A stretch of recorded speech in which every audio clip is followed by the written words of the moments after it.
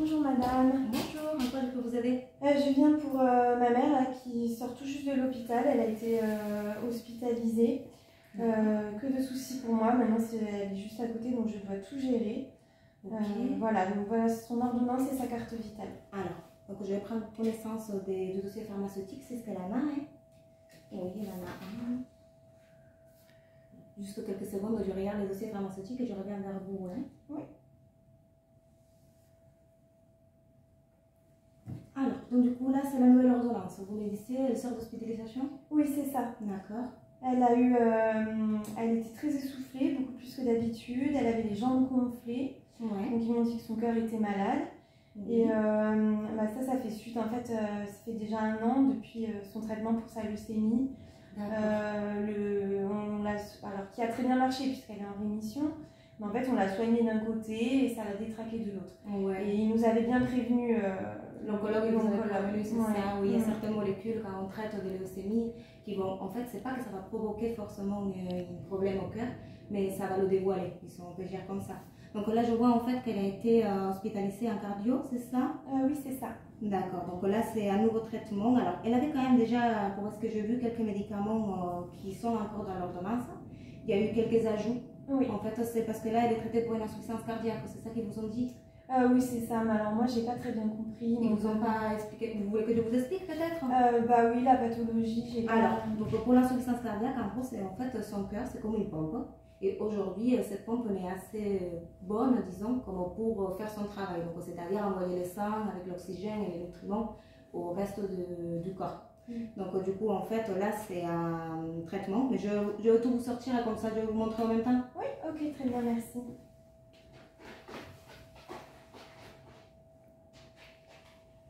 Alors, donc, du coup, je vous le sors, comme ça, on va les voir en même temps. Voilà, donc du coup, là, l'Entresto, c'est un médicament qu'elle avait déjà l'habitude de prendre. Oui. D'accord, c'est son médecin peut-être qui l'avait instauré. Oui, je sais plus exactement. Alors, ce que je vois, c'est qu'elle avait été à une dose un peu plus forte, qu'on avait descendu, elle avait eu des vertiges. Oui, alors elle avait eu des vertiges et une tension trop basse. Et donc c'est pour ça qu'il lui avait rediminué la dose. Oui. En fait, là, c'est un médicament qu'on essaie de... Bon, après, pour tous les médicaments de l'insuffisance cardiaque, c'est un peu la même chose. On va essayer de les augmenter le maximum possible. Donc ça, soyez pas étonnés, elle a peut-être un rendez-vous avec son médecin ou son cardiologue suite à oui, alors elle revoit son médecin traitant la semaine prochaine et le cardiologue dans 1 mois. D'accord. Donc du coup, en fait, c'est parce que là, on va surveiller et on va essayer en fait d'augmenter les médicaments jusqu'à ce qu'on dit une posologie efficace maximale. Donc, est-ce que votre maman va tolérer, mais on va mettre les médicaments au plus fort. Ne soyez pas étonnés, c'est pas parce qu'elle va de pire en pire, ni parce que son cœur il empire. Hein. C'est tout simplement pour essayer de le préserver au maximum. D'accord. Donc c'est pour que ce travail des pompes soit fait au mieux et que le préserve, donc on augmente le médicament le maximum. Alors pour celui-là, peut-être qu'ils ne vont pas vous l'augmenter tout de suite vu que la fois d'avance avait déjà donné des vertiges, mais ça sera à voir par les cardiologues. Hein. Donc lui, il vous dira. Les médecins traitants, il va quand même continuer, j'imagine qu'il lui fait des tests de tension. Oui, et puis elle apprend sa tension aussi. Je lui avais offert un appareil à domicile. Et donc elle est très observante pour ça, elle prend bien sa tension, il n'y a pas de problème. Ok, super, mais bon, ça vous le verrez avec les médecins et avec les cardiologues si jamais l'augmenter. Donc celui-là, c'est à prendre matin et soir, mais elle va avoir l'habitude. Oui. Est-ce que vous avez, pour lui donner, vous allez le faire avec un pilulier, quelque chose comme oui, ça? c'est moi qui lui prépare et je lui ai acheté un pilulier. Super, parfait, comme ça sera plus facile pour elle pour le prendre. Alors après, elle a le bisoprolol, celui-là, elle avait aussi déjà. Oui, ça me dit quelque chose. Donc il est à prendre des préférences le matin, mais c'est pareil que pour l'autre, il se peut que les cardiologues décident de l'augmenter. Donc pas de surprise, c'est tout à fait normal. Hein? D'accord. Donc après, vous avez un diurétique, l'espironolactone. Je vois, ouais, c'est aussi donc du coup 1 par jour, des préférences le matin aussi pour celui-là. Et maintenant, celui-là qui vous ont ajouté, du coup, c'est les Forxiga. C'est celui-là qui arrive à nouveau. Ah, mais je le connais celui-là. Vous le connaissez? Oui, mon beau-père qui est diabétique, il a le même. Ça veut dire qu'elle est diabétique, ma mère? On ne l'a pas dit? Non, pas du tout, pas du tout. En fait, c'est un médicament qu'on utilise aujourd'hui dans 3 pathologies différentes. Donc, on peut l'utiliser pour les diabètes, comme pour votre beau-père, pour tout ce qui est maladie rénale, mais on l'utilise aussi pour l'insuffisance cardiaque. D'accord. Donc, ça a donné quand même des très bons résultats. Et c'est tout à fait normalement prescrit pour vraiment que l'insuffisance cardiaque, donc pas de diabète, ne vous inquiétez pas. Okay.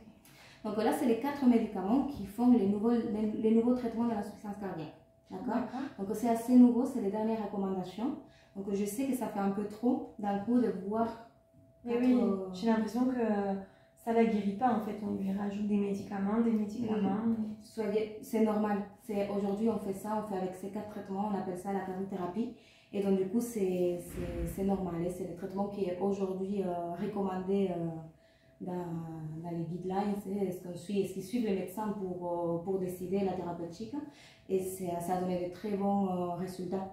C'est pour ça qu'on met ces 4 molécules d'un coup. Hein. Soyez pas étonnés, c'est leur montre, comme je vous l'avais dit. Okay. Et là, vous avez la furosémide. Est-ce qu'elle avait déjà eu? Parce que là, je vois que dans son dossier, il n'y est pas. Non, ça ne me dit rien. Alors, la furosémide, en fait, c'est aussi un diurétique. Et c'est parce que, comme vous m'avez dit, votre maman elle avait des œdèmes, c'est ça? Et oui, c'est pour ça qu'elle avait été hospitalisée. Elle avait les jambes vraiment très gonflées. Oui. Et donc, du coup, en fait, ils ont dû lui mettre de la furosémide déjà en hospitalisation pour lui permettre d'évacuer tous ces œdèmes. Et maintenant, il la laisse en dehors de l'hospitalisation, mais ça sera à voir avec le médecin traitant. Donc, c'est lui qui va voir s'il faut la diminuer ou l'augmenter. En fait, ça va dépendre des œdèmes qu'elle aura ou pas. D'accord. Donc là, c'est vous le marquez quand même. Donc, c'est de comprimer en cas de signes congestifs. En fait, c'est ça, les signes congestifs, c'est quand on trouve qu'il y a encore trop d'eau dans les corps et que donc, du coup, on a besoin d'évacuer. D'accord, donc ça, je pense qu'elle le verra avec son médecin traitant. Elle le verra avec son médecin traitant, donc il se peut que lui augmente, mais si tout va bien, c'est un médicament qui est voué à disparaître du traitement. Donc à la fin, elle ne restera qu'avec ces 4-là. On laissera la furosémide pour quand il y aura vraiment des complications, des congestions. D'accord, très bien. Donc est-ce que vous vouliez savoir quelque chose d'autre? Est-ce que je peux vous aider Oui, bah, c'est une pathologie qui est assez grave quand même. Comment je vais savoir repérer les signes d'aggravation? Alors, pour les signes, j'ai quelque chose de très bien. Attendez, donc, je vais vous donner ces flyers, d'accord? Donc là, vous avez en fait, c'est EPOF, c'est ce qu'on doit retenir. C'est plus facile comme ça à retenir. Et donc, du coup, vous voyez, là, vous avez E pour essoufflement. Donc, l'essoufflement peut venir, que ce soit pour un effort physique ou pas. Donc, ça, c'est un signe à regarder. Si jamais ça arrive, il faut contacter le médecin traitant. Ça sera pareil pour tous les signes que je vous décrirai. D'accord. Donc, vous avez une prise de poids, on dit une prise de poids rapide. Ah oui. Elle a une balance? Et oui, elle se pèse, oui, très régulièrement. Ok, super. Donc, ça sera, bon, si elle prend quand même un peu de temps, 2 ou 3 kilos, c'est un signe d'alerte quand même pour prévenir à nouveau les médecins traitants. Donc, vous avez O pour œdème. Ça, vous avez déjà vu, ce qui arrive aux chevilles. Bon, vous connaissez maintenant, donc c'est quelque chose qu'il faut essayer de repérer si ça arrive. Et F pour fatigue. Donc, quand on dit fatigue, c'est une fatigue forte. Donc, si jamais elle a un de ces 4 signes, il faut recontacter le médecin traitant. D'accord, ok. D'accord. Donc, après, est-ce que pour.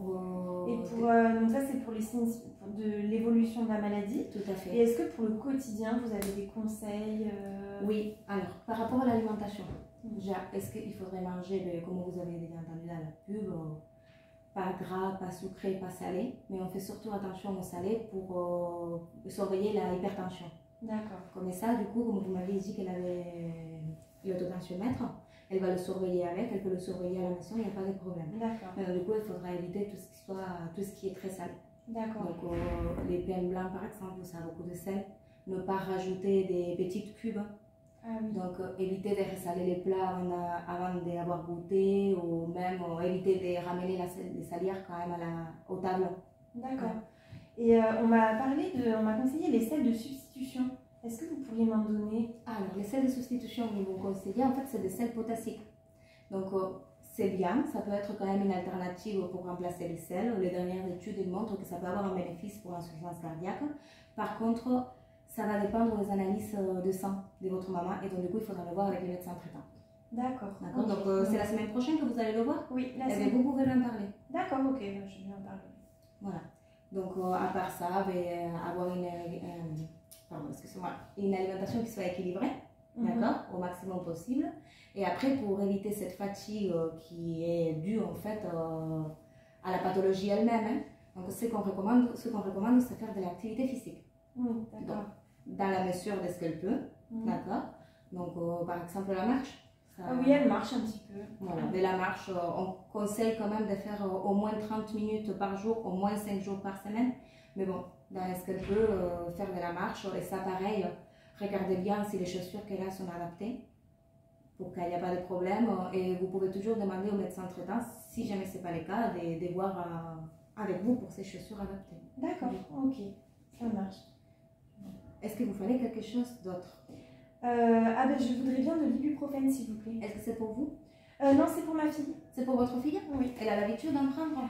Oui, c'est son médecin qui lui avait conseillé pour ses règles douloureuses. Elle a l'habitude, elle le prend régulièrement. D'accord, donc qu'est-ce que je vous donne comme ibuprofène? Les Nurofen, j'ai Nurofen Flash, ou sinon j'ai les génériques ibuprofène? C'est du 400, je crois qu'elle prend le générique.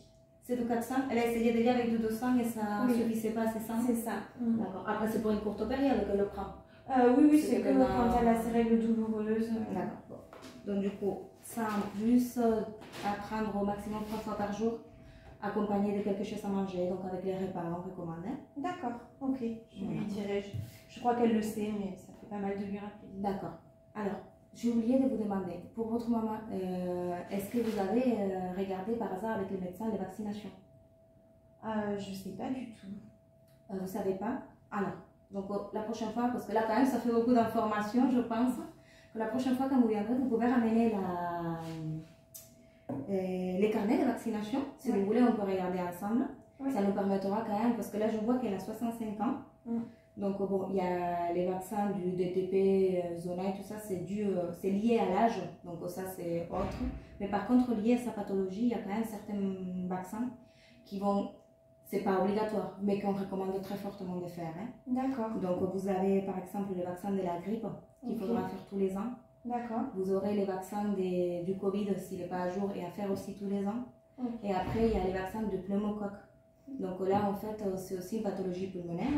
Et ces vaccins, on fait 2 vaccinations et après, on refait au bout de 5 ans. D'accord. D'accord.